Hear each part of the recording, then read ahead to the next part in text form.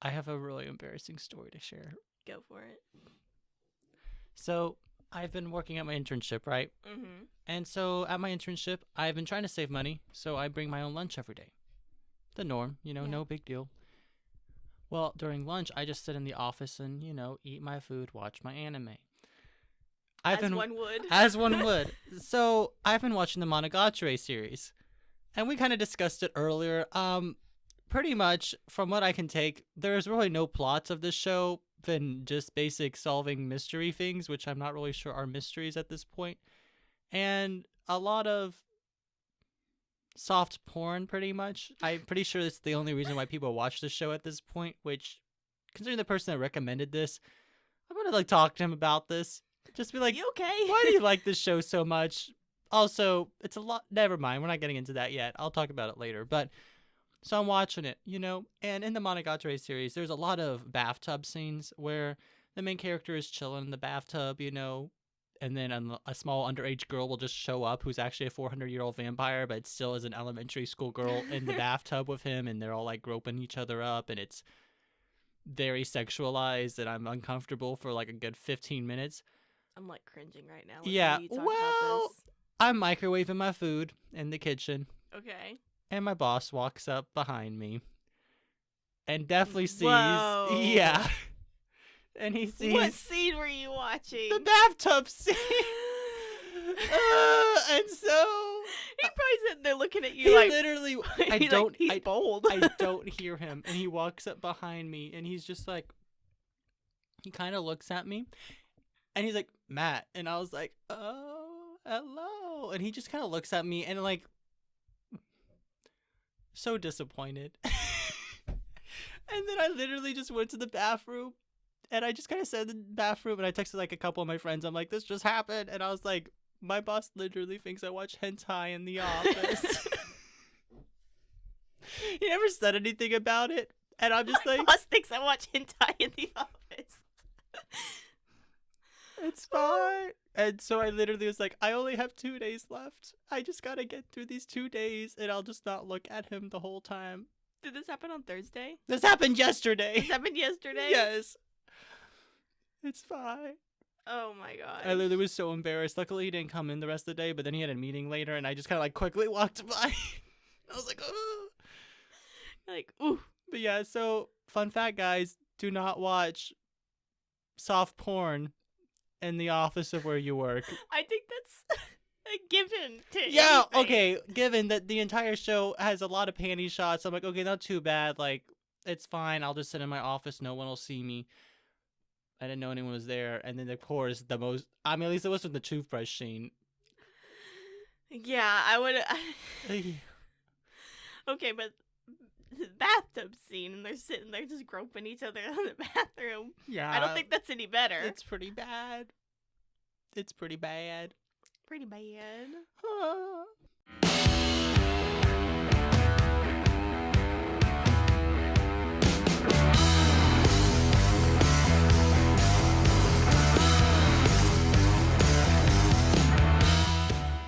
Hello everyone and welcome back to another episode of Binger's Anime Edition. As always, I'm your host Mo. And I'm Matty, and we're just a little podcast that talks about different animes with fellow weebs out there. So yeah. It's Saturday. It's Saturday, our last day in the Shady Bee. Probably the last time ever in the Shady Bee. Because I'm pretty sure I'm going to be somewhere else this summer. Nice. Nice.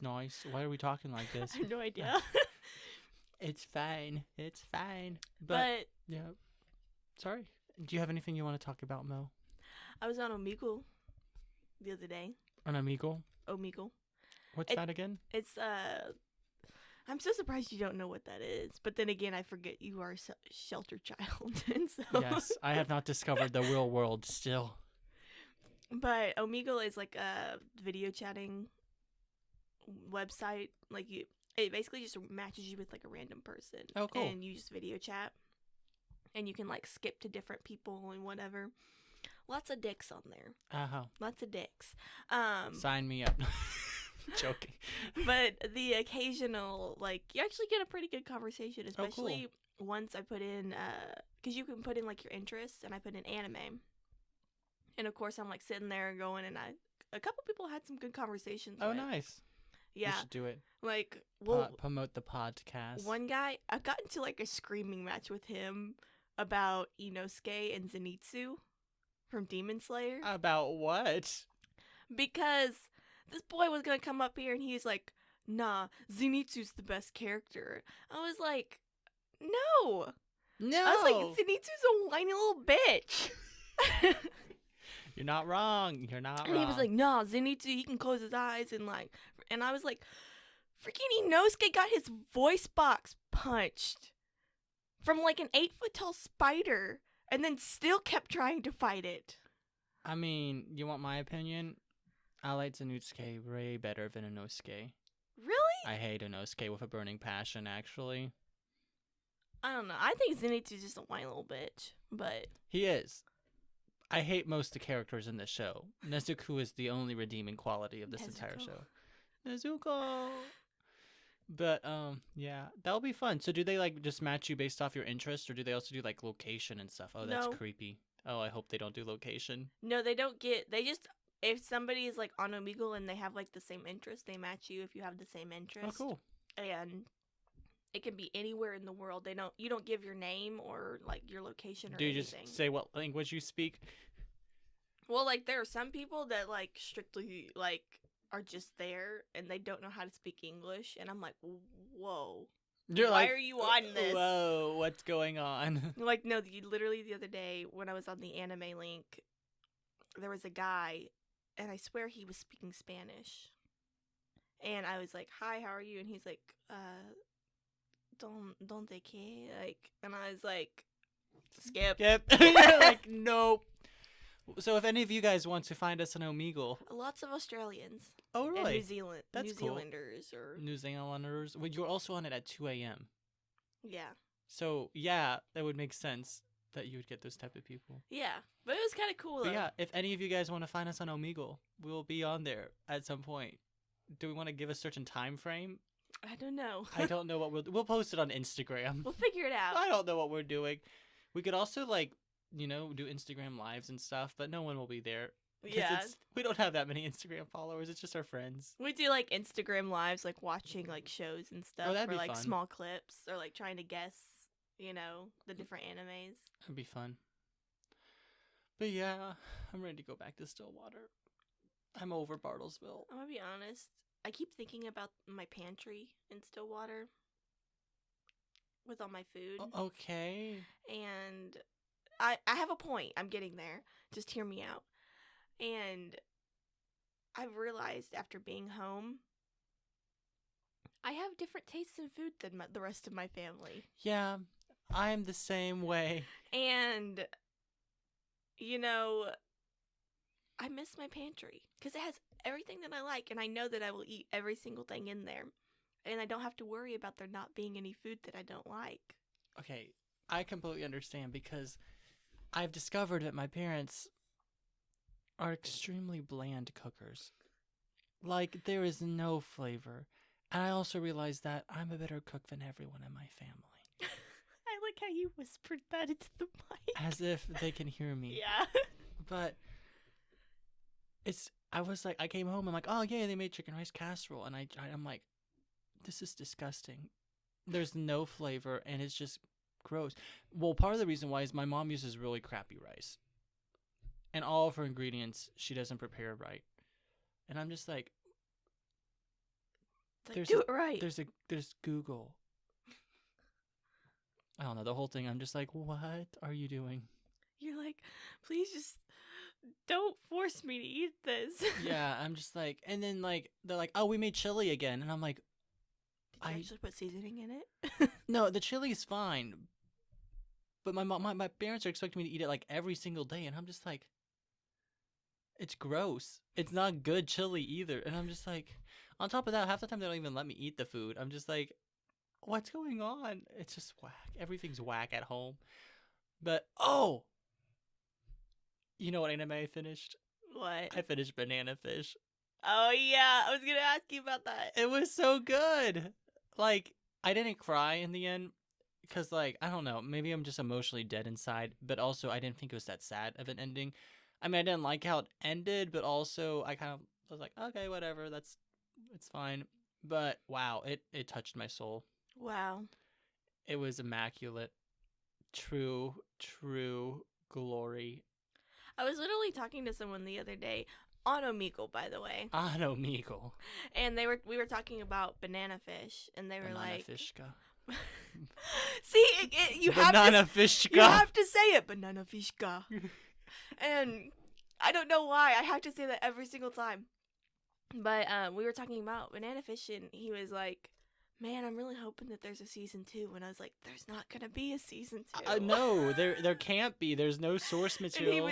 he was like, "Well, I'll hope." And I was like, "You can hope all you want. There's not gonna be a second season. Ash just isn't magically gonna come back to life." Like, and the manga also was written in 1984. Yeah. And so there is no source material. There's a couple side stories they could do, but it would be more likely as an OVA than an actual second season. Well, and it wouldn't continue on with the story. It'd probably be something like in the past, like Ash and Edgy going like shopping or something. Yeah, something stupid, but has nothing to do with anything. Yeah. Also, you want to know my 2 other pet peeves on Omegle? When talking with anime people? Okay. Is you can totally tell they're not a true weeb when they pronounce the X and Hunter. You don't know how many times I got that, and as soon as they were just like Hunter X Hunter, I was like, "You are not a true weeb," and I skipped. Did you really? Yeah. I was like, "I'm so sorry, I Ruthless. can't talk to you anymore. You pronounced the X," and then I would skip. See, Oh, and then also them saying that One Piece was their favorite anime when they haven't even seen half of One Piece. Oh. Like, literally, I was talking to one girl, and I was like, "Oh, what's your favorite anime?" And she goes, "One Piece." And I was like, "Oh, are you, like, caught up with it and stuff?" She's like, "No, I'm, like, only 100 episodes in." And I was like, "Girl, there are 900 episodes. How are you sure this is your favorite?" Get into it. See, it's funny because both my big and one of my littles loves Hunter x Hunter, and yeah, he's kind of the same way. He's like, if you press the X, you're not. Well, he also is like, you can't talk to me about Hunter x Hunter because you haven't seen the Ant Chimera arc, and I'm just like, it's not. I've heard things about the Ant Chimera arc, and I don't know. I mean, I want to watch it, but I was like, I started. Okay, you know how we are. Everyone knows how we are, and y'all Yeah. can hate us for it. But once I start something in a certain language, I can't not watch it in a different language. So I Yeah. started it dub, so it would be hard for me to switch to sub. Eventually, I will watch it in sub, but I rather watch, Made in Abyss, the rest of the Monogatari series. But not a fan of the Monogatari Jujutsu series. Kaisen, Yes, which I finally started watching. it's a good, isn't it? Bro, camera angles, animation, like Ooh, camera angles. top of its game. Like, let me tell you, these fight scenes, they got some camera angles going. They got like, the choreo so down. No, I was literally sitting here and I was like, dude, doing this podcast, it has tuned me into like watching Truly- the finer details Yes, of I anime. know. So like when I was like, I watched Steins Gate a year ago, and I was like looking at it, and I was like, and I watched a couple clips, and I was like, oh, that camera angle, baby. I was like, ugh. Or like the symbolism, like the fuzzy screens and Yeah. stuff like that. And Well, about Jujutsu Kaisen, I was literally hanging out with a friend of mine, and he's like, oh, the new episode's out. He literally just starts watching it while we're hanging out, and I'm just sitting there, and I'm like, I will tell you though. what? No, Gabe does that. Yeah, does he really? Yes. No, seriously. I was always so mad at him because the new episode of My Hero would come out while he was at our apartment. He'd literally sit on the couch and watch it for 30 minutes.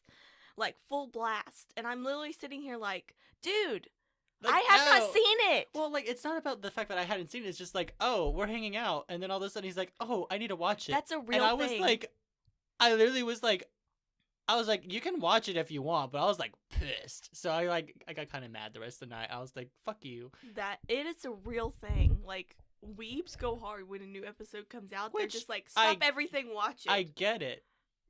But also, okay, guys, this is a little relationship advice from Matty. No matter how great an anime is, you still need to have friends. And if you have a friend, you need to communicate with them. So if you're like hanging out with someone and you just decide, oh, I'm gonna watch this show instead of hanging out with my friend, you're a shitty friend. I'll say it. Sorry, I've been doing a lot of self-reflection, and I'm cutting out a lot of people in my life. So But if you ever watch Jujutsu Kaisen, I recommend subbed over dubbed because I did not like the dub. okay, I'll watch it sub. I've been actually on a sub streak because I watched well, everything I've been watching. Well, plus all the subbed episodes are out, and the dubbed episodes, they've only got like 4. Okay, yeah, I'll just watch it sub. Right now I'm on a sub streak. I'm liking sub quite a bit. I'm like feeling it, you know. Yeah. But You know what some people called me? I'm going back to Omegle. I'm so sorry. I Okay. have a lot to talk about with this. okay. You know what some people called me on Omegle? A Mm. Karen. Yeah. Well, because of my haircut. Oh. Okay. Yeah. No, literally, they literally come on. They'd be like, Karen, and I was like, what the hell? You're like, no, it's not Karen. And then Peter Griffin. They called you Peter Griffin. Yes. Oof. Why? They told me I looked like the female version of Peter Griffin. I don't see that.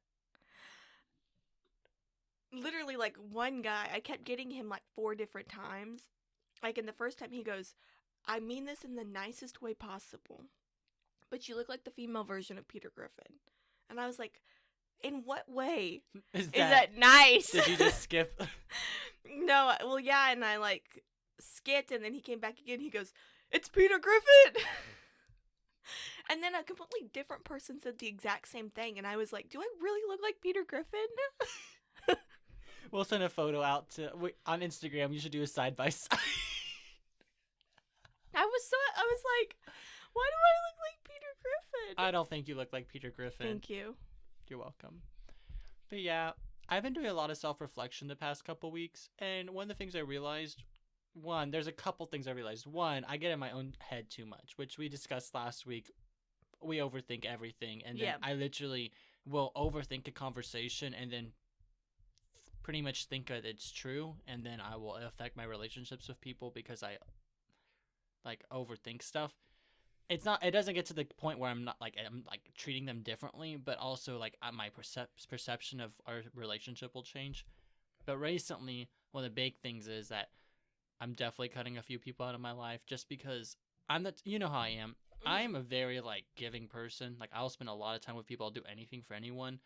But if the time and energy I'm pouring into someone's not being matched by like 10%, like it's not even like a 10%. 50%. If 10% of my energy's matched, I'll still like be fine. But if it's like I hear nothing for months and no one, or they're just ignoring me for months, then yeah, I don't keep them in my life anymore. I'm That's cutting them out. probably a good thing. Quality over quantity.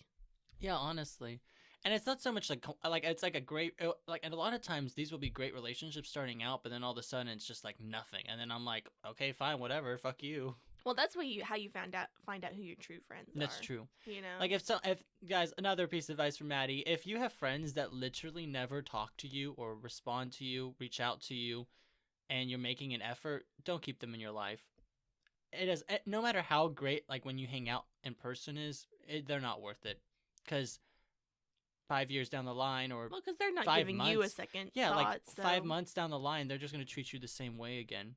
But also, I realize that I normally with these people, I would just be like, okay, fine, I'll stop talking to you. If they want to be my friends, they'll reach out.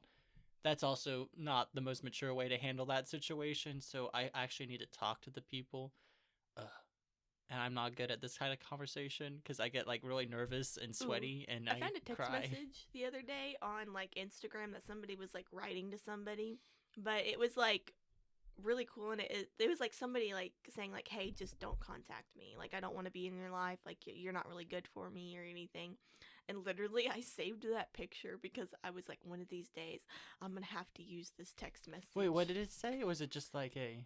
It was like, hey, like I you know, I've been doing like a lot of thinking, and I just don't really think that you being in my life is a really good thing right now. And so if I mean this like in the nicest way possible, but please don't contact me again. You know, like I don't mean any bad blood or anything like that. I'm just like moving on forward with my life, and I just don't think that you're good moving forward now. See, guys, when you have beef with people like that, it's much more healthy. It's closure for both of you, just to like explain, like, hey, this is why I'm done with you, not to just be like, bye, and never say anything to them again, because then you're obsessing over it, and the other person's like, what the heck happened, or they think it's fine and they don't treat you differently at all, which just makes it worse. I speak from experience. Yeah, and in this text message, they're like, it's no bad blood or anything like that. I just don't think that we should move forward with any of our, like, with our friendship or anything like that. Yeah. Sometimes you have to know when to cut people out of your life. And if people don't give a shit about you, yeah, you don't want them in your life. Life is too short. And there's too much anime to watch to waste on people. Life is too short and long. Yeah. Yeah. Freaking retweet. Well, we've rambled for far too long. I feel like we should probably get into the review of this show. Probably. So, Mo, what are we reviewing this week? This week we are reviewing Steins Gate. Woo! One of my favorite anime ever. I know you've been waiting for this one to come up. Dude, I love Steins Gate. And I forgot that you've never seen it, which blows my mind. There's a reason why this anime is rated 10 out of 10 on Mal for me. I only have 2 shows rated like that, and there's a good reason why this one is. I love this show. Yeah, all throughout this week, he kept, like, texting me, like, what part are you at? Where are you at? Where are you at? Where are you at? And then Thursday came around, she's like, oh, I'm on episode, like, 10, and I'm like, we're reviewing this Saturday. No, this was yesterday. Yeah. I was like, this is 25 episodes. I'm like, okay, good luck binging. You only got 4 hours to go, but you got it done, though. Yeah. I basically stayed up all night, but it wouldn't take that long. It'd only take 4 hours. from episode like 11 to 24? Yeah. It's about 12 episodes. 20 minutes each episode, right? Yeah. 12 times 20 divided by 3. Really, you could do 12 divided by 3, 4 hours.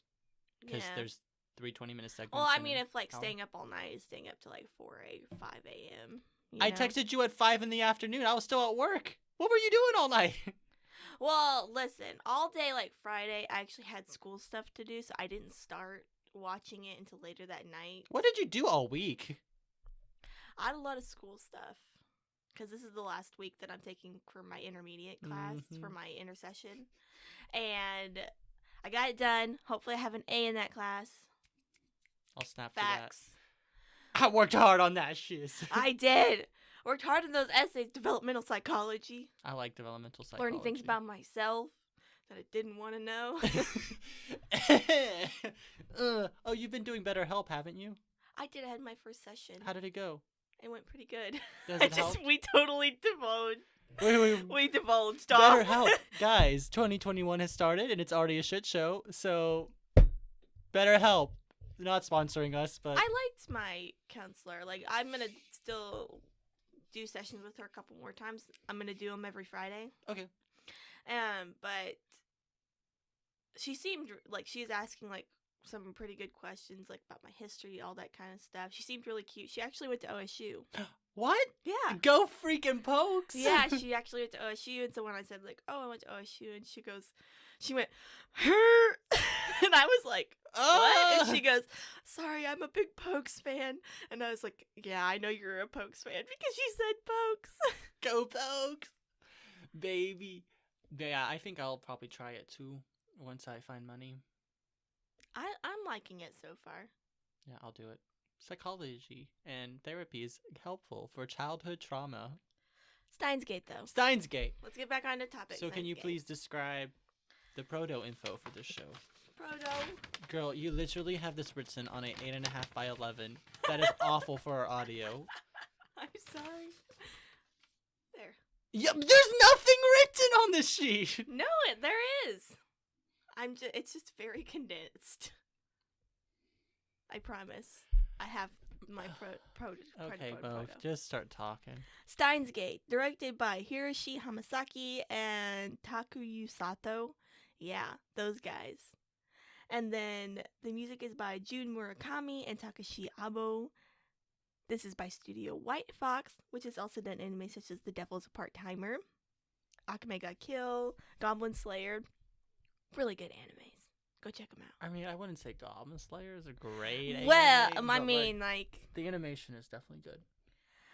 The original run for Steins Gate was April 6th of 2011 to September 14th of 2011. It's got 24 episodes plus one OVA, and it was followed by Steins Gate Zero, which which is 23 episodes and ran from April 12th of 2018 to September 27th of 2018. yes.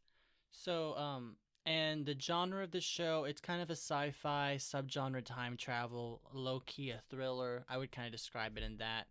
Demograph, Sci-fi. yeah, definitely sci-fi. And you didn't see Steins Gate Zero. No. I have, so I'll mention it briefly later, kind of like talking about my recommendation for it or not to watch. I would watch it because I like Steins Gate, but it's definitely not amazing. But we'll talk about that later. I'll ask you on a scale what you think it is compared to Steins Gate. Yeah, we'll just have to talk about it because I just think the adaptation wasn't amazing. Because I was wondering about that. I was like, is it as good? Or I like... enjoyed it. I mean, I guess we might as well just talk about it now. So, no, I'll talk about it at the end. So just remind me at the end to talk about it because it'll make more sense after we talk about Steins Gate. Now I have to do the synopsis. Yeah, this is gonna be a tough synopsis because there's multiple ways I could have gone with the synopsis of this show. I definitely have a lot of bullets for story though, so I'm just gonna try to do a very general explanation of the show, but it's kind of tricky. So pretty much our story follows our main protagonist, who is a self-proclaimed mad scientist, Rintaro Okabe, also known as Hayomi Kiyoma. I love it. Did you watch Hiroshin Kiyoma? Hayomi Kiyoma? Oyenya Kiyoma? I don't know how it's not. It's not with an I know what it starts with an H. Yeah, but the H is not pronounced. Oyeni Kiyoma. I have it written.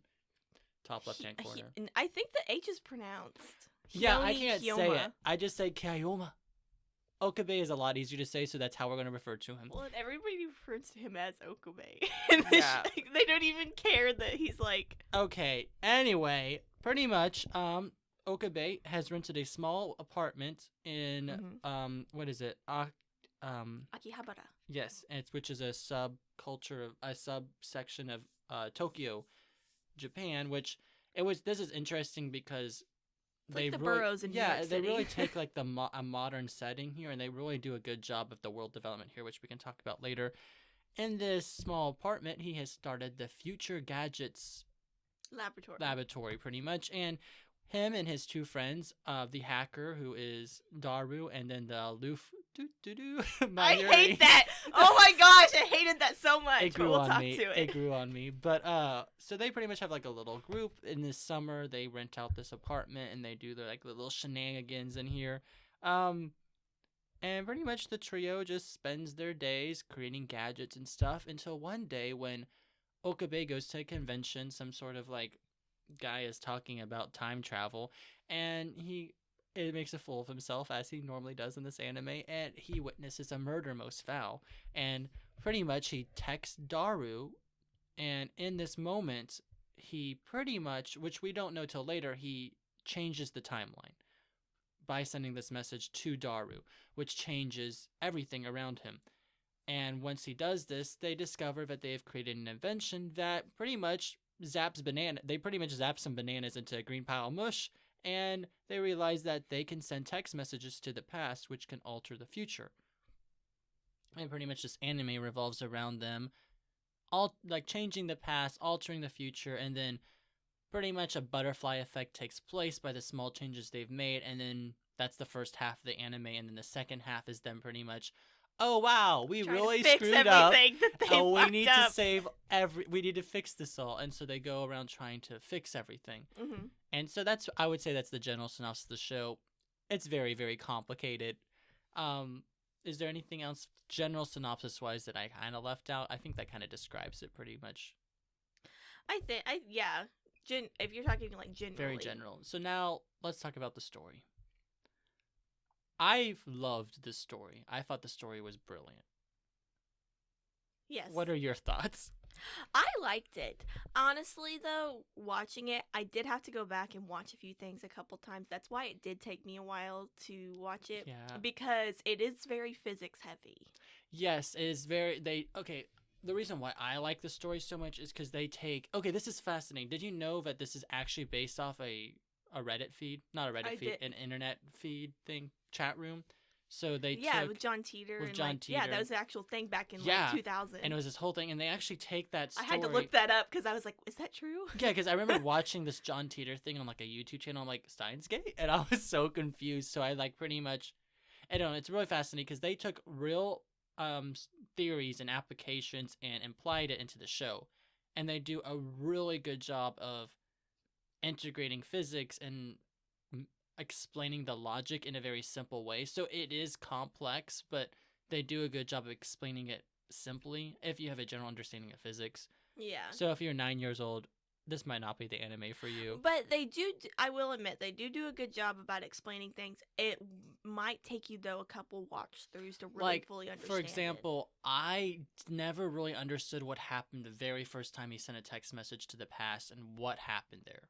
But I realized the reason why he changed the past was because Daru's phone was hooked up to the phone machine. Yeah. And because of that, he changed the past because of it. I didn't know that. I was like, Okabe just has special powers, is what I assumed, which is not the case. That's exactly what I was like. I was like, how does that work? Like, but then, it just, because the plot demands it, that they change the past. But the thing is, that's why I love this show so much, is they don't do anything because the plot demands it. There's not a single plot hole in this show. Like, I think every aspect of the time travel, every aspect of the characters is explained thoroughly, except for... Like, I'll talk about it later. There's not really much character development from their past. Like, we don't know much of their past, which makes sense because they already have a bunch of time travel going on. Why would they also have flashbacks? It would just get super confusing. But I thought they did a really good job of telling the story. And really, like, because, like, time travel is such a hard concept to put in a show.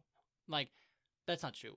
Time travel is easy to put in terms of Doctor Who, you just go to the past, you must solve your problem, and then you go back in the time machine and go to present. Or why couldn't you just, time travel to the exact moment and take someone out of that timeline? So you're saying more like the physics, and like it's hard to explain like the physics of actual like. Yeah, exactly. Time travel. It's super easy to do a time travel anime where you just go to the past, solve your problem, and then you go back to the future, and that's every episode.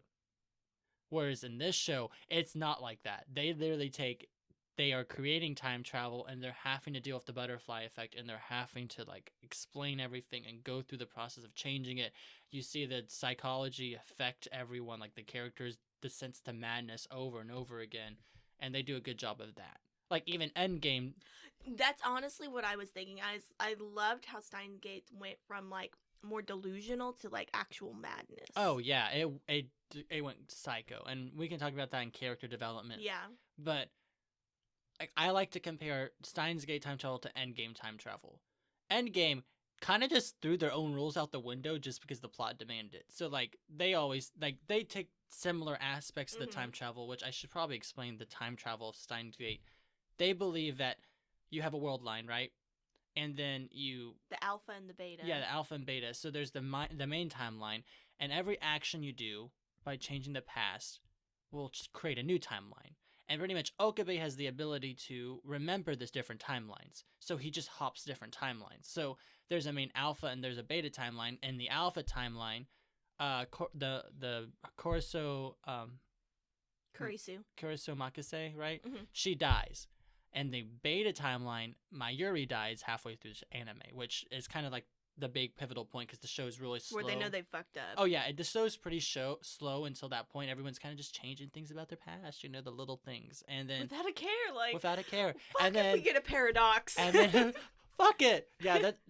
Steins Gate does a great job with the paradox problem, but then Mayuri died, which I was like, what the freak is going on? And I was like, You're like, everything's going great, and then it's like Mayuri. I did not see that coming. I was like, what the heck is going on? So of course, then it's Okabe trying to fix the problem, trying to save Mayuri. Pretty much he realizes it's either Corso or Mayuri. There is no choice.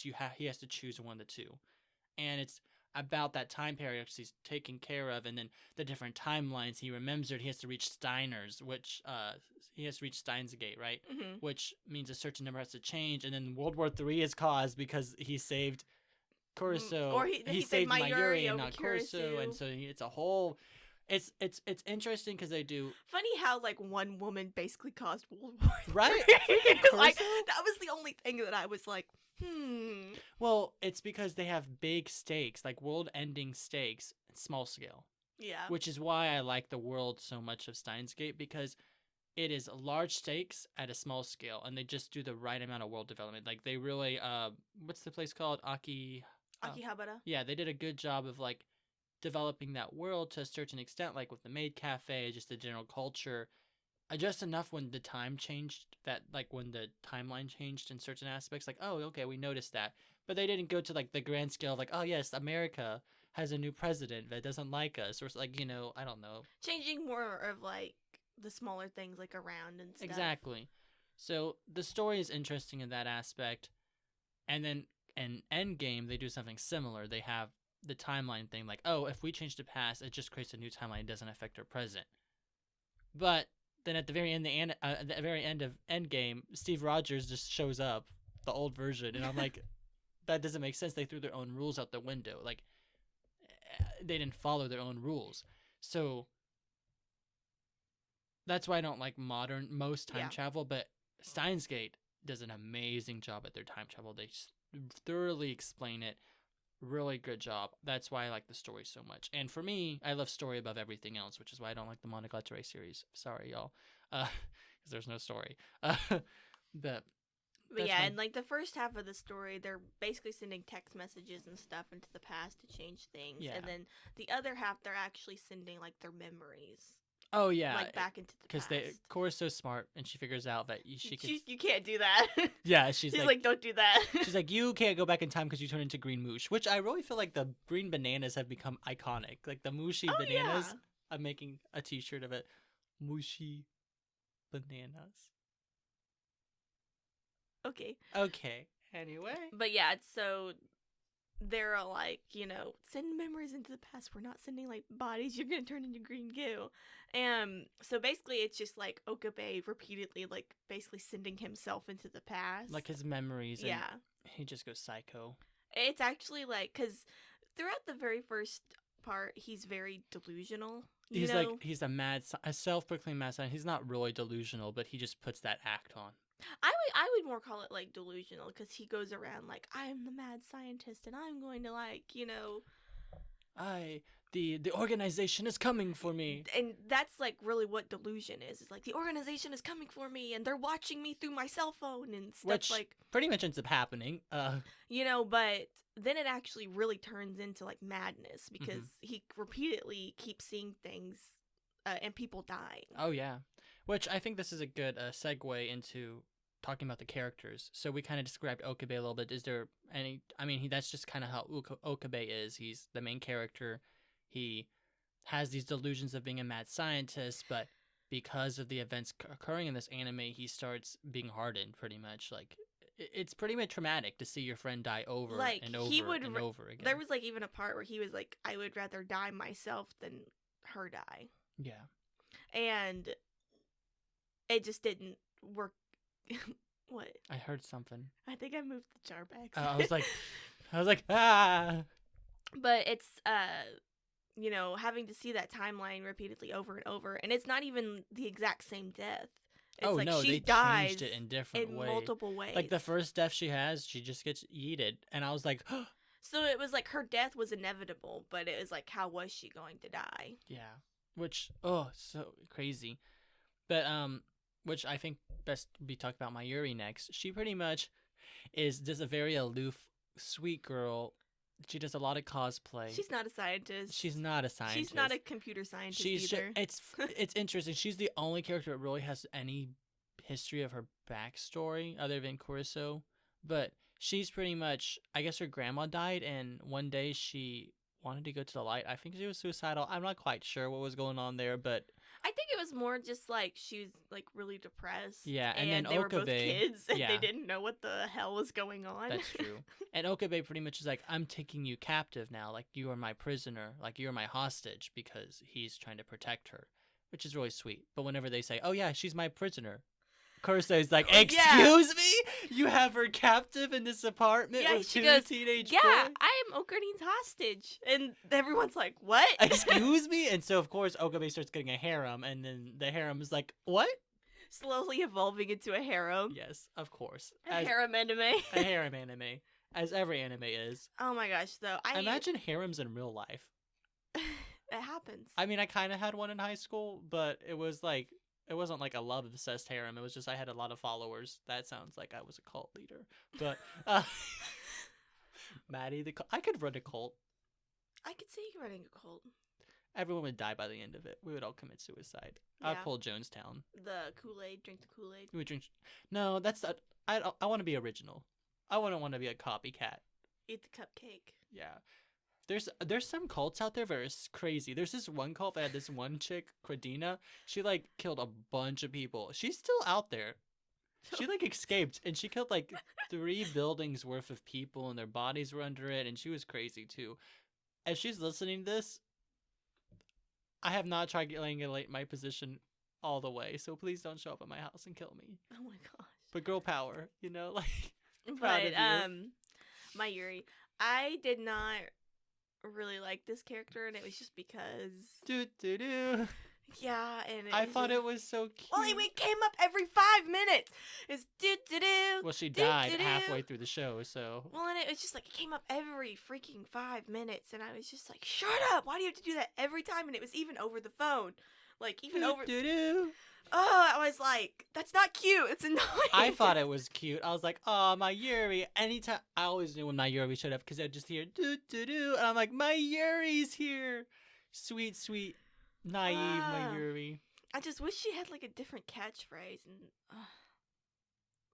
I mean, yours is most definitely. So. At least I'm not saying do. Most definitely. Every time. I like it so much.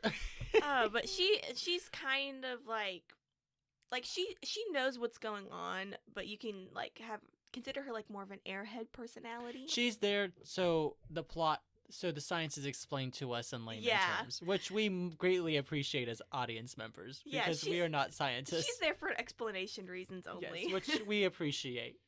Next is Corso Makise. I love this character. Actually, this is one of my favorite female characters in all of anime. She's in my top 10. I'm gonna be very honest. When I first started watching Steins Gate, the plot I thought was completely different than what I do now. I thought that like Okabe and Kirisu were like already like lab partners or something, and then she like mysteriously died or so, and then he kept trying to go back in time to try to like save her. That's what I thought the plot was about. No. And so I was super confused when they first met and they were like, I hate you and like all that, and I was like, whoa. You're like, whoa. See, this is a good example of tsundere. I would say Christina, as Okabe calls her. Christina. I love that he keeps calling her Christina all the time. It was just like Christina. Where did he get that? I don't know, because I think she's American. I mean, and I think this was made in like the 21st century. I feel like it would be Karen. Just calling her Karen all the time. I don't know. I was like, the first time he goes, Christina. And I was like, and then he just keeps calling her. And she's like, what? That's not my name. And then and he's like. Or his lab assistant. Lab assistant, Christina. And she's like, I am not your assistant. And I'm not Christina. And she's definitely the one that figures out all the time travel stuff. Like, it's not Okabe. He just does it by accident, but he claims. She's really the physicist. Oh, and, yeah. Like, she's like, the smart one. But he's just kind of there. He's like, I have this theory, but I don't know how to do it. Right? Oh, it's crazy. I love it so much. I loved Christina. I'm going to call her Christina. I just love it when I just love it when Okabe just keeps like dubbing people members, and he's like 004, 004, 005, 007. And they're like, what? They're like, I didn't think I would... at the end of the anime, when he goes around and giving everyone pins. Yes. He was like, when he's like, 007 will be here in like 7, or 008 will be here in 7 years. And everyone's like, what? Yeah. So pretty much, I don't know. Should we talk about how it ended, or should we just have them watch it? We can do it at the very end. Yeah, we can do it at the very end. Because I think it ended very sweet. And also the ending was crazy, not what I expected at all. I was a little bit confused by the ending. I can explain it because Steins Gate Zero explains it. Okay. So we'll talk about it. I was a little bit confused by that. I was like, okay. Yeah. Okay. So pretty much, Corsae. Christina. She is very like a strong-willed character. She's a redhead. They kind of give her the stereotypical redhead personality, I feel like, and she's very feisty. She's very feisty, but she also like is very cognizant that when Okabe is descending into madness, she picks up on it, and she even does the whole like Hayumi Kayoma thing, like the lab coat and stuff. Hayumi Kayoma, To try to like make him feel better, and he's just like, you're embarrassing yourself, and she's like, I know, but like I'm trying to help here, and so she's always the first one to pick up that something's off, like something's wrong, and she's even acknowledges like, you're repeating timelines, aren't you? Like she she was literally the one that like, she's like, what's going on? You're repeating timelines. You're jumping back, aren't you? So what's going on? And it's like, this is the part that frustrated me the most about the anime, because eventually he just stops telling them and he just keeps doing. But then again, it makes sense because he is trying to repeat the same day over and over again, and he doesn't want to keep repeating it. Like, imagine literally repeating the exact same events over and over again, the exact same conversation. And trying to change something and you just can't change it. Yeah, and so he just is like, I'm just going to figure this out now. But eventually Christina is like, bitch, just tell me. Yeah. She's like, tell me this thing, and I'll believe everything you have to say afterwards, because I know you'll be true. And he tries, and she doesn't even believe him after that. I'm just like, this is stupid. But like, well, and then they all finally figure out that like, oh, they got to go delete the D-mails. Yeah, in order to get things back to normal. They eventually figure it out, and then it's all about that. But I loved Christina as a character. I thought she was great. The main reason why I didn't like Steins Gate, I'll explain to you when we get to it. We just explained Mayuri. Daru. Do you want to talk about this character? He is a perverted, like, hacker. I don't even know how old this guy is. But he looks like he could be either, like, in his early 20s or his early 30s. Yeah, so remember when we reviewed Excel World, right? Yeah. The main character from that. Daru is pretty much the equivalent if the main character was animated in the correct animation style. Yeah. I would say it's very similar, except for the difference is Daru is way more perverted. Way more. Like, he is... I'm gonna say I loved some of his lines and stuff. He has some good one-liners. Because, like, Okabe would call him a hack, and he's like, don't call me a hack! I'm a hacker! I'm a hacker! I loved Daru so much. But I especially loved his dynamic with Suzuno, Suzaha, sorry. Who is, like... the athletic biker girl. I didn't write down the lab members, but we're talking about all the lab members pretty much. Yeah. That's pretty much the entire cast. There's 7 lab members, and those are the only characters that all really the members matter. that either help figure things out or are there to explain the plot. Yeah, pretty much. And so that's what everything is about them. Suzaha is the little biker girl. She's a teenager. She very works at a sporty TV store. Yeah, but you clearly know that she's from the future. Like, it's pretty obvious that she's not from our for timeline. The very first meeting and stuff, just the way that she looked at Kurisu and stuff, and like she hates Kurisu. And yeah, she hates Kurisu, and then like just the way that she talks, like she doesn't know what corn is.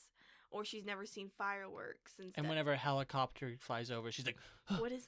Yeah. Because keep in mind, they're in World War III in her timeline. So she is, like, as a last-ditch effort, they sent her in the past to try to prevent this from happening.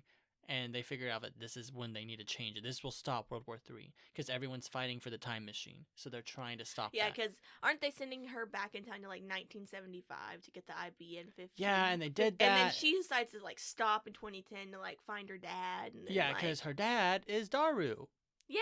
So, and that... Plot twist! And it's really funny, and I'll talk about Steins Gate Zero in a little bit, But yeah, she's definitely the time traveler from the year 2036. Yeah. And okay, so the next character is one of my favorites. It's Luca Orishibara. Is it Ruka or Luca? Oh, it's Ruka. That makes way more sense. I thought it said Luca when I was looking on it, and I was like, I don't remember this character. It's Ruka. And this character is voiced by the same person that plays Nagisa from Assassination Classroom, who plays all the characters that you don't know what their gender or sexuality is, and I love it. He, then she, then he. And then he. He pretty much is... We'll explain it. Yeah, he's a priest. Son of a priest, and so he does a lot of, like... He's like an apprentice priest or something like that. Yeah, and apparently they're proficient sword fighters, I guess, in this... I guess. I was like, cool. But he pretty much is very feminine. He's a... What's it called? Bi something. It's like a term for anime. I forgot to write it down. But he has very feminine features that if you didn't know you would think he was female. Oh yeah, and actually, so every character has a D-mail they sent in the past, right? Except for Suzuha, I don't think she ever sent anything, No. did she? But I'm trying to remember, like Okabe, not Okabe, but I don't think Mayuri ever sent one in the past back, did she? I think it was 3 of them. It was Ferris, Ruka, and then Mocha. Yeah, and so Mocha.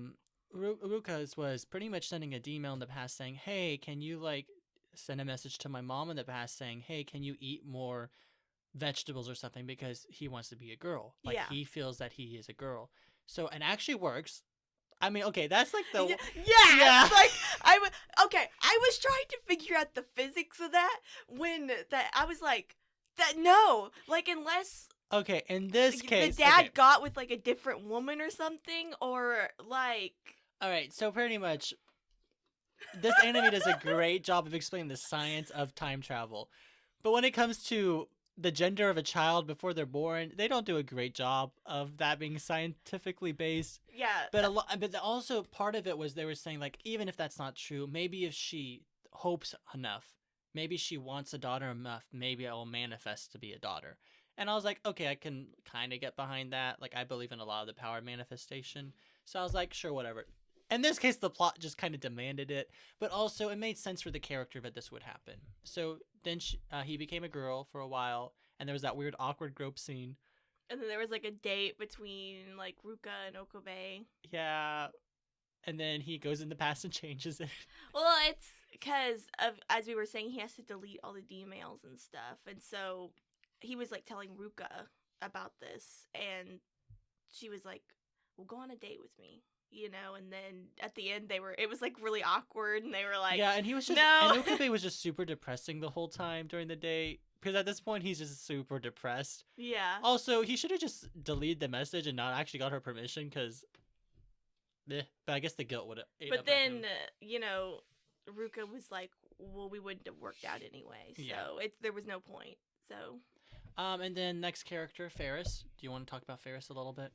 She so confused me throughout the whole thing, and then learned that she basically owns Akihabara. Like, yeah, pretty much.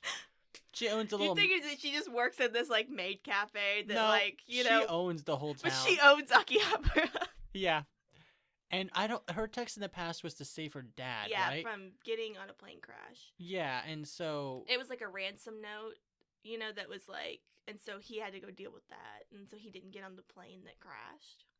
Yeah, which changes Akihara like completely. Like it no longer has that like cutesy vibe. Anime like kind of like it's more businessy. It's very much a business district because her dad was still alive. And then the next character, I love Ferris. She was like very cute character. Also wasn't really sure like what she did. She was part of the lab too, and I was like, what do you have to offer? Like a lot of times she just wasn't there at the meetings because like a lot of this anime was a lot of just lighthearted interaction between characters, and a lot of times she just wasn't there for those interactions. Yeah, she was just like, oh, Ferris can't make it today, and I'm like, well, what the frick is Ferris doing? Like I want to see more Ferris running Akihabara. pretty much. And then there is the shy girl, which I don't know how to say her name. Moeka. Yeah, she's the girl that literally texts the entire time. Yeah, like, does not speak. I'm not really sure what she was to do either. She never really engaged with the lab group, but she was part of the group. But she also was like the big antagonist. Well, too, she was for like a while. part of like Stern, which is like the organization that basically started World War III. And she is what they would call like a rounder. Yeah.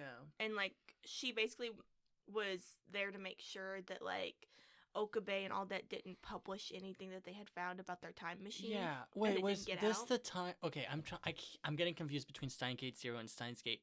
Was this when they explained her whole backstory with like her parents and like I think her parents, and then and she was in the apartment and Okabe confronted her at it. Was that in this series or was that Steins Gate Zero?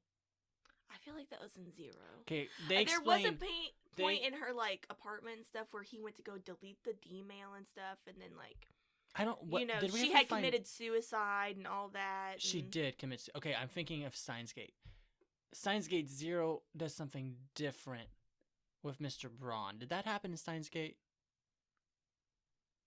Okay. That's okay. I'm thinking Steins Gate Zero. I'm sorry. It's Because I know like Mr. Braun and stuff. He's also part of like the Stern organization Okay. and stuff, and like he, you know, his whole task was to like make sure everything got into order, and then to like kill Moeka and then kill himself. okay. you That know? happened in Steins Gate. Then Yeah. okay. I'm trying to remember the timelines. So that is all Steins Gate. Okay, yeah. So I don't actually know what her text message was to the past or email. I think it was something about the IBN. Okay, I think so. But I could never really remember, and it didn't make sense to me. The other ones were easier to remember, but that one yeah. I couldn't. Well, the other ones were really simple and stuff. It was like save my dad, become a girl. You know. Get a computer. But like this one, I think it was, you know, to get the IBN. Okay. Or I think it was like telling herself where the IBN was. Gotcha. Makes sense. So those are all the characters. Let's talk about character relationships, which that was the majority of this anime, was the character development with interactions with each other, specifically Kuriso and Okabe, and also Mayuri, I feel like. And there was some side ones like Suzaha and Daru. There was a lot of development there because they're siblings, but not So siblings. I was kind of upset that like Mayuri and Okabe didn't like get together. Like that wasn't their What? thing. I don't know. Endgame was clearly Christina and Kayoma. Hoyo and Kayoma. I know, but like just the interactions that like Okabe had with like Mayuri and stuff, I was like, kind of wish that was in game, but Well, I know that's not. Zero does some interesting things with Mayuri's story and stuff, so that's fascinating. Actually, the Steins Gate, is that when the Mayuri's like ethereal form kind of talks to Okabe in one of the time travel things? Yeah, so he's kind of like on the like horizon type thing. And Yeah. he's like going into the black hole. He's like in the event horizon. He's like going into the black hole, and she's like talking to him about like yeah. Yeah, I don't really understand that interaction. There's a lot of things this anime are very like, abstract. Don't get me wrong. I've watched things about like black holes and stuff, and like, but it lost me right there. Guys, for a second. there's a lot of parts in this anime you're just like, this is abstract. This is there. This is there. But my favorite part was watching Okabe descend into madness. I thought they did such a good job of that's. Well, and it was slowly. It wasn't and just, I like, believe all at that. once. I can see that happening. That slow descent to madness. The reason why his personality the way it is. What I hated was watching Zero and his. Oh, we'll get to that when we talk about Zero. Wait, Zero. In Zero, where the okay. timeline takes place, I hate Okabe's personality, but I'll talk about that later. But I love the character relationships. I thought Christina's relationship with Okabe was amazing. I loved that interaction. That's why I watched the show. All the characters' interactions, that's why I watch. I love the lighthearted interactions, the meeting as the lab, and then having the little parties, and Though I will say the eventual lead up to like Okabe and Kirisu like kissing, I really did like that. They kissed? Yeah. Wasn't it like super, super awkward? Well, it was like awkward between like it was like two nerds and stuff. And Yeah, like she and it started to bring up stuff about like the hippocampus and stuff, and like Yeah, which I thought it was very... like she's sacrificing herself so that Mayuri can live.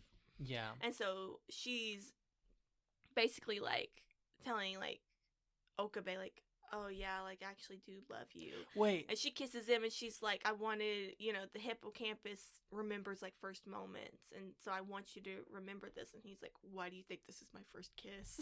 Oh. He's like, excuse me? Okay, so when the last time that Okabe goes into the past, right? Kuriso is walking, like running up, and she's about to say something. That's what I'm confused about. I'm like... Okay, so it's not explained in Steins Gate. It's explained in Zero. Okay. And so what happens is... They're like walking past each other, and it was like... No, not that part. It's when she's running up the stairs to like stop Okabe from changing the timeline. Yeah. So is there an interaction where she makes it and tells him not to? No. Okay, that's in Zero. So in Zero, there is a portion of it where she actually originally is supposed to go up there and be like, no, I don't want you to. I want to stay with you. I want to live with you. Don't save my Yuri. Like, choose me. But that's what she's trying to say, like that she loves him. And he ends up not changing the past and doesn't save my Yuri. But I think it's the Christina from the future sends a D-mail back to her and is like, it sends this message of something like, something obscure, like, oh, wait, no, your shoe is untied or something. It's something strange, and it makes her hesitate, and so she doesn't make it in time to stop him. Oh. So she ends up choosing Mayuri over herself because she's like, you need to save her for the future or something. Zero. But they end up saving Kurisu anyway, so. The reason why is because there's a specific events that have to take place in Zero for it to work out the way it did, which I'll talk about a little bit after. Do you have anything else character development we need to talk about? I think we've kind of. It's mainly just interaction with the characters, like either like explaining the science behind it or. Greatly appreciated, by the way. Yeah, greatly appreciated to the people who are not into physics over here. I mean, don't get me wrong, I love time travel, but I don't understand all the theories behind it, and I don't understand quantum physics. It's like they were like talking about like quantum and then like string theory and like all that, and I was like, no. You're like, I am an architect major, I am a biology major, you are, and we're like, I don't know what's going on. It's like, I am not a physics major. But yeah, so animation. I liked it. I thought it was I loved the character designs. I thought it was really original and the way that they shot scenes, especially going into the past or when like a D-mail would show up, it was like kind of like a fuzziness. Oh yeah, they did a good job. I think they animated the psychological impact, like mentally what had happened. Like Okabe, like I like that animation a lot. They did a great job with camera angles too. Mm-hmm. Whenever like a big climatic point, like the camera angle 10 up, and then Okabe would look into it, and it would just shift whenever he made a big movement. I'm like, oh. I also like the facial expressions that they were able to like give to characters. Oh yeah, they gave them really realistic facial expressions, and I very much appreciated that because it helped me connect a little bit more to like for Okabe sure. and Especially the other characters. Okabe does a great job with his facial expressions. You really see it. I just also really liked I felt the general color palette fit the anime well. It was like this not whitewashed look. It was just this very like. It was kind of just like a sheen. Yeah, almost. sheen of white, pretty much. I think would be the best way to explain it. And I thought it fit the anime well because it's about time travel. And they could have done like a really bright color palette. I don't think it would have fit the anime very well. They could have done an extremely dark color palette, like a dark sheen, and it might have worked. But I just appreciated the light one a lot. It's kind of like almost when you watch the anime, like it's almost like somebody's like telling the story like in the future. Yeah, which is kind of what's happening. Yeah, I mean, yeah. It was also adapted from a visual novel, so I think that was part of it. It's also a video game. Yeah, which I think is a visual novel. I think that's the same thing. I don't think so. I don't know. Can someone please explain this to us? Actually, because I was looking at it and I was like, wait, the visual novel is the video game because it's on Xbox and PlayStation. We're over here like, oh, we know so much. We know so much. Ha ha ha. Can I say one thing though about the music? Mm-hmm. I already told you this, but oh yeah. Every time that I heard this opening, all I could picture was the Gravity Falls opening. Dude, I don't see it. I'm talking about like in the sound. Like, I swear if you put those two like back to back and you'd be like, okay, I'll try it later. I love the opening though. I thought it was very fitting for the anime. I think it really helped build that suspense and it captured the thriller aspect. Though I was really surprised that they didn't change the opening after episode 13. Yeah, same. They didn't change it. They kept it through, which I'm glad because it was good. And Steins, and Zero's opening is not as good. I'll show you Zero's opening later. It's okay. But then again, you also have to think that's like 2011. Mm-hmm. You know, they really probably around 2013 is when they really started changing openings. That's true. That's true. But this opening was good. I think it stands the test of time pretty well. I would definitely put it in one of my top 10 anime openings. Mm-hmm. I thought it was really good. And I thought the original soundtrack was pretty good. So I didn't understand the whole like Christina thing with like her arm like sticking out and stuff, and like it is like, like in the opening. I think that was just an cool. I don't know. I was like, is this supposed what's to the mean point something? Is this supposed to mean something? Nope. It's just part of the opening. No, but I thought I love the way that soundtrack- each character pops up in that one panel. I think it's good. And the original soundtrack I like it a lot. I like it. I don't really remember anything that stuck out that much. The cicadas. stuck out to me a Yeah, lot, as they do in a but- lot of anime. Yeah, because cicadas all over Japan. In America now. But it was pretty good. Like, I Yeah. wouldn't say that it was like a drawback or even. I think it helped the thriller aspect more than anything. Yeah. And it kind of set the tone for like the sci-fi a little bit. So I think it was complimentary. It wasn't like overtaking by any point. It's not like Madoka by any means, but like Yeah. and even Monogatari series has an amazing soundtrack. But I think it fit well. I don't remember the ending at all though. Oh no! The thing I loved the most about the original soundtrack is when they get the big climatic points, they add like music. Mm-hmm. I love that. That buns my butters.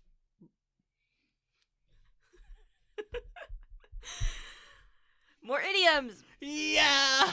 We've had that one, but now he's reversed it. New title episode. Episode of title of the episode. I'm struggling, guys. I'm so sorry. I love this anime. But I think that pretty much sums up everything. Mm-hmm. Do you want me to talk about Steins Gate Zero real quick, or do my Okay. final thoughts? Listen, you know that whole like scene at the end where like Kirisu is like living, and like Okabe's really like the only one that kind of like remembers what happens, Mm-hmm. and they like pass like on the crosswalk of like Akihabara, and she goes like, "I've been looking for you," and like stuff like. I was so confused about that point. So okay, the best way to explain it. I'm trying to remember Zero fully, and what wasn't explained in Zero. I mean in Steins Gate. So Zero takes place. Remember when Okabe comes back from the future? I mean from the past when he accidentally killed Christina, Mm-hmm. and has the breakdown. Like he's Yeah. like, I can't do it. And then he gets that text message right from the video from his future self. What happens is Zero takes place right after that event and explains how it got to that point. So pretty much, Oh. Okabe literally is depressed the entire anime, and it's leading all the way up to World War III. But actually, it ends up going to the future to go to World War III because no one wants to watch him age. So like they skip up to the future. And dude, Time let me skip. tell you, Zero is actually pretty interesting. It explains so much more of the characters and how they evolved due to the past. So pretty much in the future, Mayuri has a kid, not a kid. She like adopts a little orphan kid that looks exactly like Christina. So she's running around in the current timeline because when Suzuno went to the past, she actually had another person with her. Wait, who's Suzuno? Suzuna. Suzaha, sorry. Was that in Steins Gate? She had another person with her when she went No. to the past? Okay, so in Zero, she had another person in the past, which was Mayuri's daughter. And then in one timeline, she doesn't want to go and fix anything because she will never meet Mayuri. So she actually pulls a gun on Suzaha. It's a whole thing. And then she like runs off in 2000 something, like 1997. And then actually Ruka's family actually is keeping her for a little bit in this timeline. And like they end up seeing each other and everyone's like, Christina? Well, Ukabe's like, Christina? And then it's not Christina. It's a whole thing. She lost all her memories. Actually, and then Christina's dead the whole time, right? But she's not. So there's another new character that is voiced by Monica Real. Monica Real. And she's like this tall. Like she's literally a midget in our audio medium. Like this tall. She's like super short from America, and like she comes in and pretty much and she worked with with Christina, and they uploaded her consciousness to a computer program. So actually Okabe's running around with a computer program. It's called Amadeus, which is literally Christina's consciousness, and so he talks to her, and it's just weird. But it really explains like Mr. Braun's backstory and everything with Saren, and then also the Russians are involved because they're also fighting for the time machine, and then like Yeah, it was Stern, like the world powers are and all then fighting America each other. is also fighting for it, and everyone's running around, and there's people like shooting people, and it's a little more violent. And then they time jump to the future, and everyone's in World War III. So like Ferris is a general, and then like Ruka's running around with a sword, like cutting people up, and like they're all badasses. And then Okabe realizes what he has to do to stop everything. And I don't know if it's explained in the video or not in Steins Gate, but I think they indulge it more in Zero. Pretty much the only way to save Christina is that Okabe can never meet her. Was that explained in Steins Gate? No. So what Okabe realizes, the one thing to save everyone and prevent World War III from happening, because actually during Zero, majority of the anime, he's just like, I don't give a shit. I'm just gonna let it happen because it doesn't matter what I do because everyone's gonna keep dying. This is hell for me. And Suzuha's like, no, bitch, like you got to do this. And there's a whole like side story where she's trying to get Daru and her mom together, and it's a mess because Daru's an idiot, but his future wife, they all know it's his future wife, and she's like way out of his league. It's a whole thing. Yeah. It's a mess. Okay, like there's so many little things. So the whole thing, the thing that stops World War III is that Christina and Okabe can never meet. Yeah, so Christina has to live to stop World War III because it's something to do with her dad and then the Russians getting documentation of how to create the time machines. Pretty much by preventing her dad from dying, she does die or doesn't die, I don't quite remember. The Russians don't get the information, so they no longer go for the time machine, and they're able to quietly resolve it. But Christina can't die. Christina has to live, but Okabe cannot have Christina help him create the time machine. Like, he can't let her... Pretty much they have to uninvent the time machine to prevent it. Okay. Christina is the reason why it got invented. Okabe realizes that, so he sends a message to Christina from the past and is like, you can't go in there for some reason, and that's why it prevents her from telling Okabe to stop it. Because there's a brief moment where they do the timeline where Christina lives and Mayuri doesn't. It doesn't matter. The same result. World War III happens. Christina still dies. It just, they switch roles pretty much. It's a whole mess. But it does a super good job of not changing anything from Steins Gate. There's nothing there's no contradictions there, which is why people were so hesitant about the sequel, because they're like, Steins Gate was perfect because they already had everything thought about. Steins Gate Zero does a good job. Well, they already tied up loose ends. Yeah. So. Steins Gate Zero actually explains some of the things that we didn't quite know. It's like a little tiny plot point, but they went and made a whole second season. The adaptation is not that great compared to the visual novel. It doesn't do a great job adapting. It's a little muddled, but I enjoyed it a lot. Especially seeing Ruku run around with a sword just slicing up people in World War III was pretty cool. He has more feminine. He has more masculine features. Nope, he's still very feminine. But... No, I'm just saying it's like a joke. He just turns more masculine and like he's got this feminine face and buff body. Like, yeah, no, it's not like Inosuke. But that's Zero. It does a good job there. I'm also just getting serious flashbacks to Canes because I literally just ate Canes the entire time watching the show. I would watch Zero because I enjoyed it. The thing that I didn't like was the fact that Christina wasn't Christina. Yeah. But that made sense because Christina couldn't be in the show. So that's why I didn't enjoy it as much, because I loved that. And Okabe was depressed the whole time. Yeah. So that's what I was upset about. I didn't get to see Okabe and Christina's interactions the same. But all the side characters got so much like screen time. It was great watching that. Yeah, more of their stories were developed. Yeah, I would definitely watch it though. But I pretty much watched Steins Gate in a couple settings, and it took me a lot longer to finish Zero. But I would still watch it. The OVA or the movie Deja Vu, not that great. It's pretty much about... I'm not really sure. Christina, I never watched it. Christina realizes Okabe is... Like, Okabe starts remembering all the different timelines and starts disappearing. And Christina realizes this, so she's trying to find a way to ground him, which is literally the exact same plot as another anime, apparently.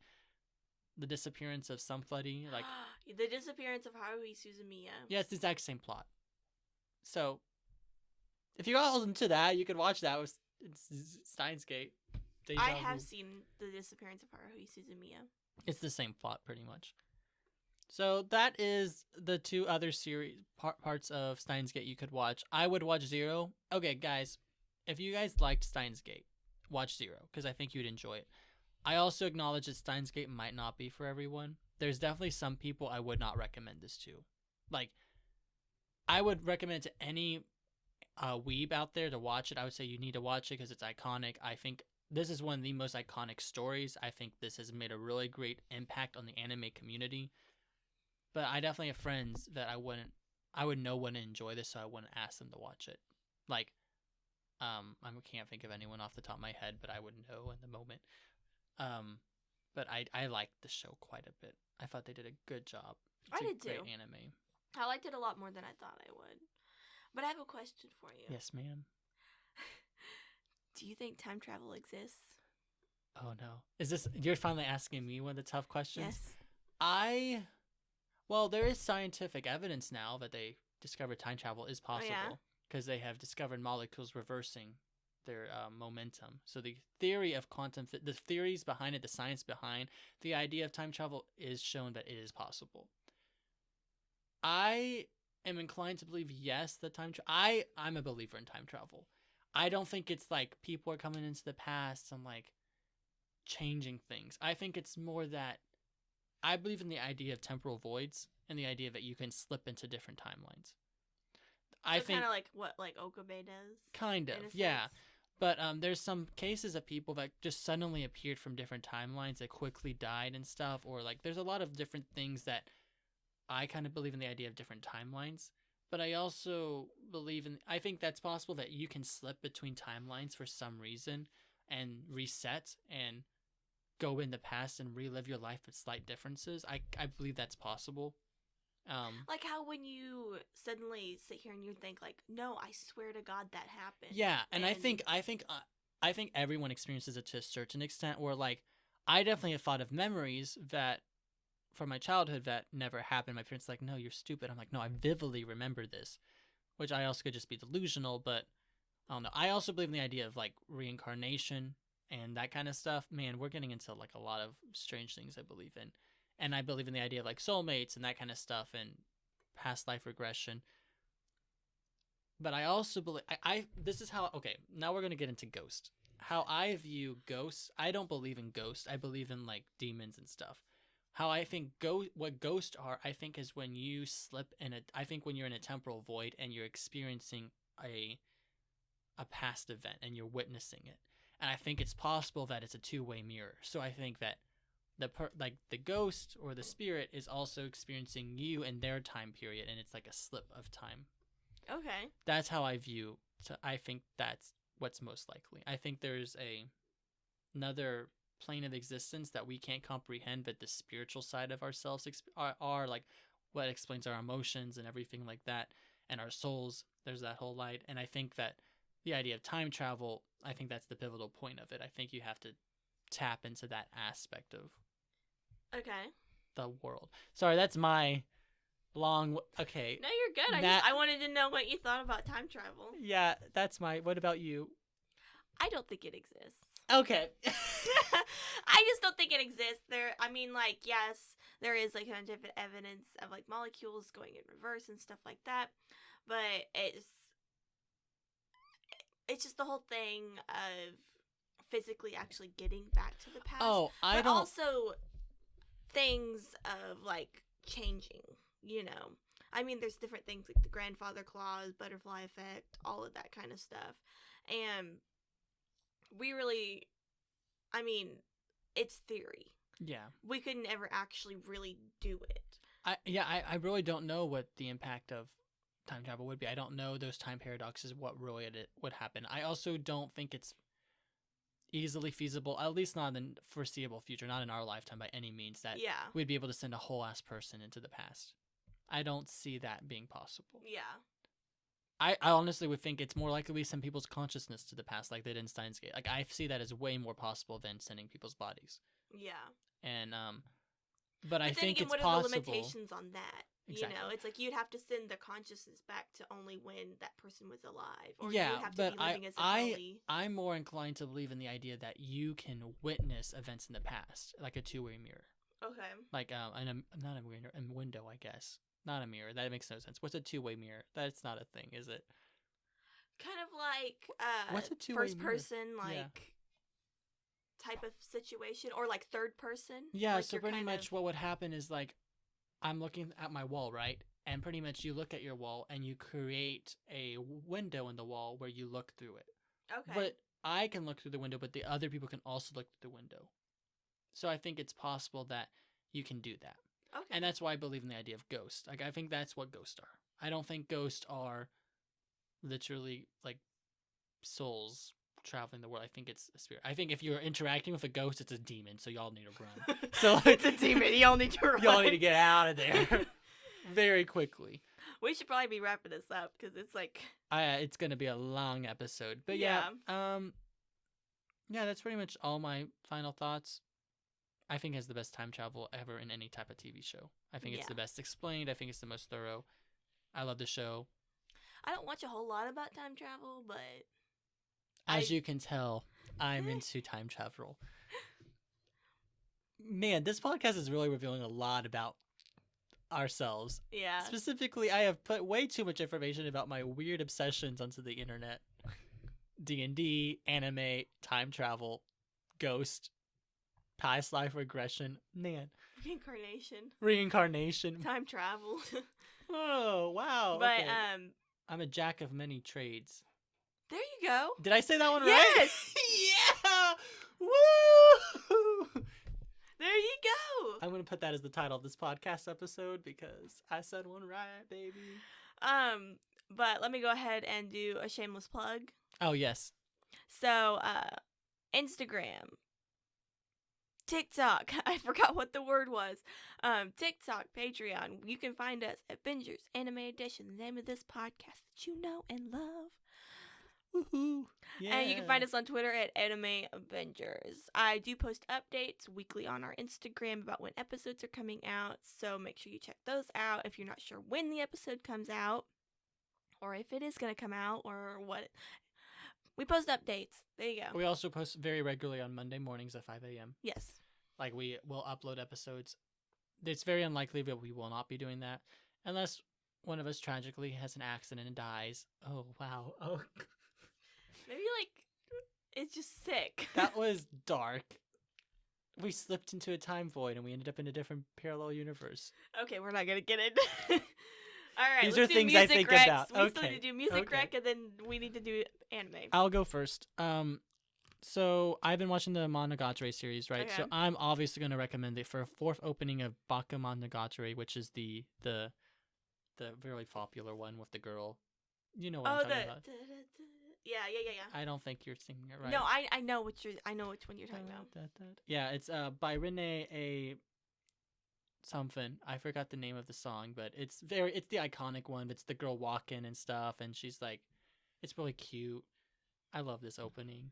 Actually, all the openings in all of the Monogatari series openings are actually really good, and like I'm adding them to my playlist. So I recommend it. Nice. Check it out. I'll put a link on the description. So this week, I'm doing a shout out there to all my classical music lovers. And, That's me too. And we're gonna go ahead and do the main theme from Howl's Moving Castle, which is called The Merry-Go-Round. Okay, I've never seen it. And beautiful score. Honestly, anything from Studio Ghibli or Hayao Miyazaki soundtrack is absolutely amazing. Is it really? I'll need to start. Absolutely. I know there's a lot of YouTube like compilations of you like, should. Oh my Studio gosh. Ghibli music. I'll listen to it while I'm studying now, instead of watching Grey's Anatomy. But yeah, Studio Ghibli, Howl's Moving Castle, Merry-Go-Round. Merry-Go-Round. That's the same. Okay. Writing it down. Now it's time to draw the next anime. Woohoo! Yeah. Ah. All right, it's your turn to draw, right? Yes. Because I drew Steins. I hope I don't get it. I hope we get another good one because I want to keep watching the Monogatari series. I need to finish it before I go to school. All right, Mo, what are we drawing for next week? Oh, she's reaching. Oh, wow, this jar is getting empty. We need to update this jar. I know. We say that every week. Hayoka. Oh, yeah! I love Hayoka!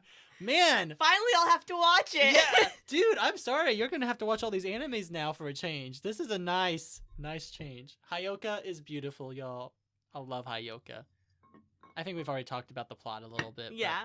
Pretty much it's a slice-of-life mystery anime with beautiful, immaculate Kyokyo?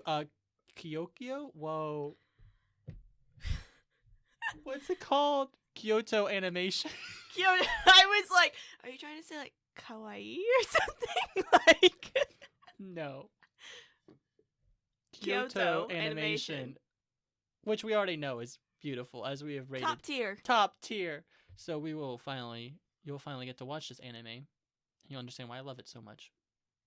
Nice. All right, y'all. We'll see you guys But next that week. was Steins Gate. Stay tuned for next week for Hyoka. Man, we're jumping the gate with some great what is it called? Jumping the gate? No, you're coming out of the gate. You're charging through the gate. Straight out of the gate. Great. No, like we're doing great anime right out of the gate. Right out. You mean right at the bat? No, I thought it's right out of the gate. Like we're starting off great. Or does it start to bat? It's right off the bat. And my dad played professional baseball. I really should know these expressions, but what? Really? You might push that over just a little bit. It's like The window's right there. It's oh, fine. I was like, that's Wait, gonna fall. Like No, a wait. total- Is it seriously called right out of the bat? I mean, right off the bat? Yeah, because What about right out of the gate? that's also an expression too. Is it? But that means like I don't know. I think they both mean the exact same thing. But I don't know. Let's not worry about it. We'll see you guys next week. Good luck binging, y'all. Bye. Bye-bye.